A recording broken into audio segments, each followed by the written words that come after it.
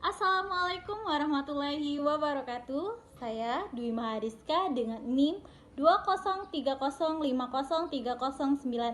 Di sini saya akan memaparkan materi yang berjudul Hukum Media. Pasti nih banyak yang bertanya-tanya, apa itu hukum media? Hukum cenderung mengarah ke pemikiran tentang pasal-pasal dan konsekuensi secara hukum. Pasal itu biasanya berbicara tentang makna sebuah keadilan. Oleh sebab itu, jika makna dalam media juga terdapat pasal hukum, maka akan menjadi jamak ketika pasal itu kemudian diartikan sebagai syarat atau rambu-rambu bagi perjalanan sebuah media. Namun, ada anggapan umum dari kalangan masyarakat, khususnya di kalangan media. Hukum hanya sebagai suatu aspek atau faktor yang marginal dalam kehidupan media massa atau pers itu sendiri.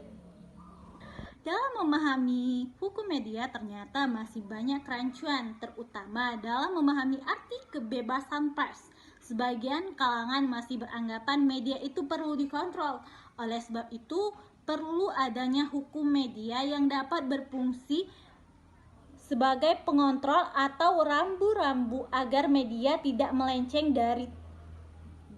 jauh dari tugasnya. Meskipun demikian, ada juga beberapa kalangan berpendapat pengaturan dan pembentukan lembaga pengawasan media itu bertentangan dengan prinsip kebebasan pers. Pada akhirnya, hukum bukanlah satu-satunya faktor yang membuat hitam putihnya media massa.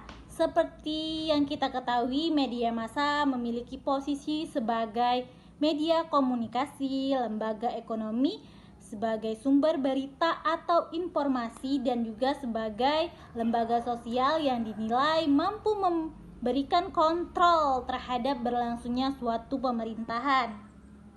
Dengan adanya peran media, publik dapat mengetahui dan dapat memahami tentang semua peristiwa yang terjadi.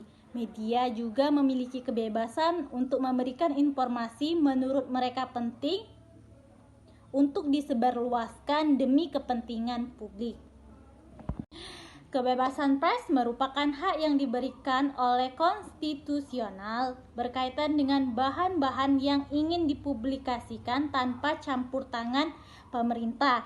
Hal ini telah diatur dalam Undang-Undang Nomor 40 Tahun 1999 Pasal 4 yang menyebutkan kebebasan pers dijamin sebagai hak asasi warga negara.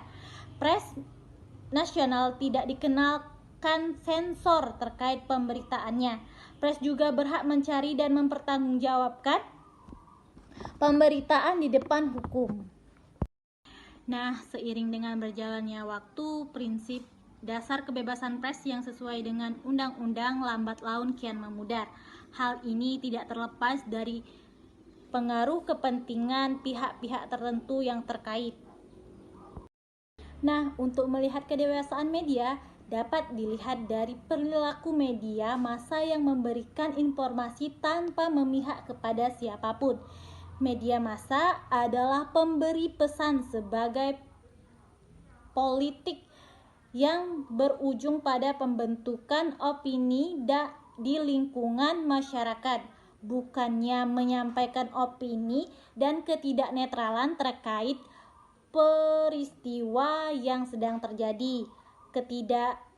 Ketidaknetralan media dalam hal pemberitaan saat ini dapat dilihat dari salah satu